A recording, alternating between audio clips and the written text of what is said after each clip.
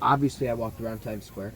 Times Square, I walked right up, and whichever subway I went in, I walked right up, and everything was right there.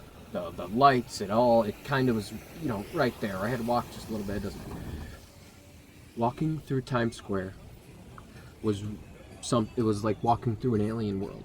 It was pretty amazing. The LEDs, the big screens, how the people, it was, I can see why it is the biggest tourist destination, because that's all there was. I saw, the people, the character, Elmo and shit, walking around and stuff. It was cool, man. It was pretty cool. And seeing all the LEDs, and eventually it all kind of wore off.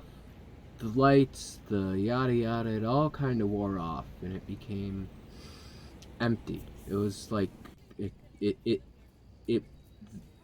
New York and Times Square is like a parody of itself.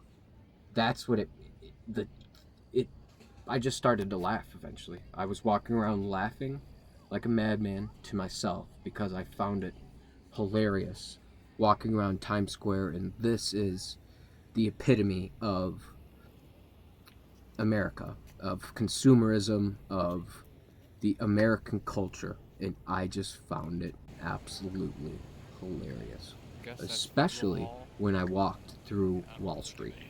Now, when you got to Wall Street, that was more of what I pictured before I got to New York. That is more of what I thought all of New York looked like. Huge skyscrapers, just fancy people walking around in their fancy suits with fancy watches. Like, you know, uh, it was wild. The buildings were the biggest fucking things I've ever seen. They were so comically big. I again started to just laugh at myself. They, the buildings, they stuck up so far. They almost defied gravity itself. The the Wall Street was the embodiment of sheer force of will humanity will have and will impose on Mother Nature herself. It is our collective display of how big our dick is and the lengths we will go to show it off. I felt something I never expected walking through New York. I felt true pride. I felt pride in the way we are able to completely destroy, change, morph our surrounding area to make it fit for whatever we need it to do. I felt so prideful to be a human being. It was wild. Honestly, I never thought I'd feel that, especially walking around Wall Street. Which brings me to the people. The people walked around with their nose stuck up at you, thought that they were the biggest, that they were the coolest people on the earth, that their shit didn't stink. None of them looked happy. Not a single one looked happy to me. None of the people, truthfully.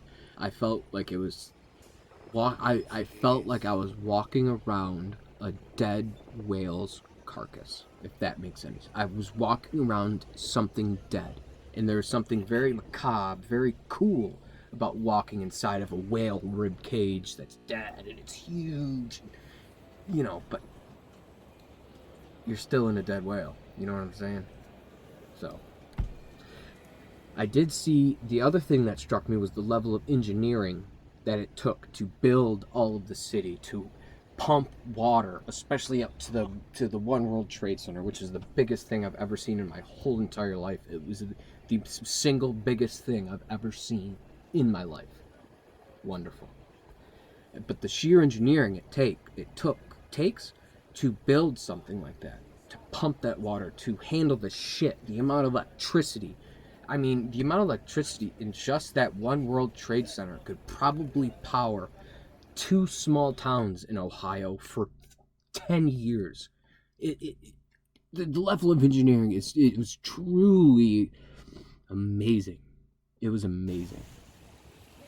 So eventually I had to get some weed. Well, I didn't really have to, but I found some dispensaries. I wanted some weed, so I went into a New York dispensary. Right.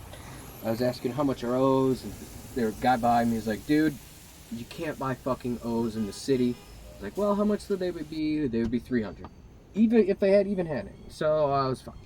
This guy gave me his number. We exchanged numbers. Something happened. I didn't really contact. Well, it doesn't matter. So I still needed some weed, right? I was walking down Canal Street. There was a brother on the corner selling with 3 jars of marijuana, just sitting on a little table with a little scale, just selling weed on the goddamn street corner.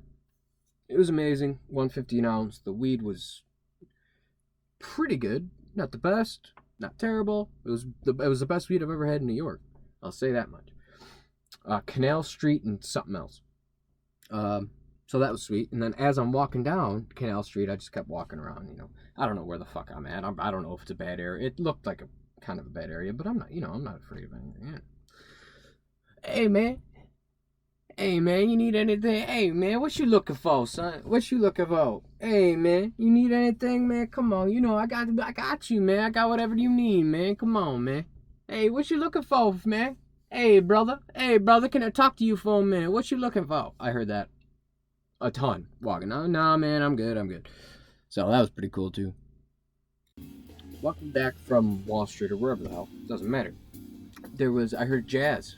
I thought it was just some random dude, just kind of. But then I started just kind of playing in the park, But then I started to hear a drummer, a saxophonist, a keyboard. I was like, what's going on? Went up there. Of course, it was a free jazz thing in the park. It was the exact type of jazz that I wanted to listen to. It was then some lady came up who sounded exactly like Nina Simone. I have a little clip of it. My phone was dead, so that's all I could get. But yeah, it was that was one of the coolest things I think I've ever done. It was one of the coolest things I've ever done.